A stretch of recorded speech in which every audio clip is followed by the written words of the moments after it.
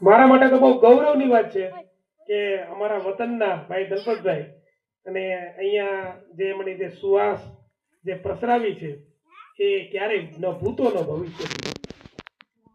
દલપતભાઈ આ અહીંથી જે બદલી કરીને જશે એની સાથે સરાકડિયા દીવાનનું જે નામ છે ને એ હંમેશા હંમેશા માટે અમર થઈ ગયું છે.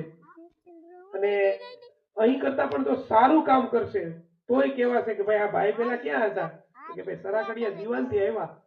એટલે સરાકડિયા દીવાન જે છે એ આખા જિલ્લામાં જ્યાં જશે ત્યાં એ અમર થઈ ગયું છે. તો આવી બધી વાત છે અને બહુ જેટલું આપણે દલપતભાઈ વિશે કહીએ એટલું ઓછું છે. અને ખાલી હું અંતે તો એટલું જ કહીશ કે ભાઈ અમારે કેતનભાઈ વડિયા અને દલપતભાઈ તો કોઈ જય વીરુ સાથે સરખાવ્યા, તમે એને કૃષ્ણ સુદામા સાથે સરખાવો, કોઈ પણ મિત્રો જે અમર મિત્રો છે બરોબર. તો છેલ્લે એ બે વિશે ખાલી આપણે એટલું કહેવાય, એ દોસ્તી हम नहीं तोड़ेंगे तोड़ेंगे दम मगर तेरा साथ ना छोड़ेंगे.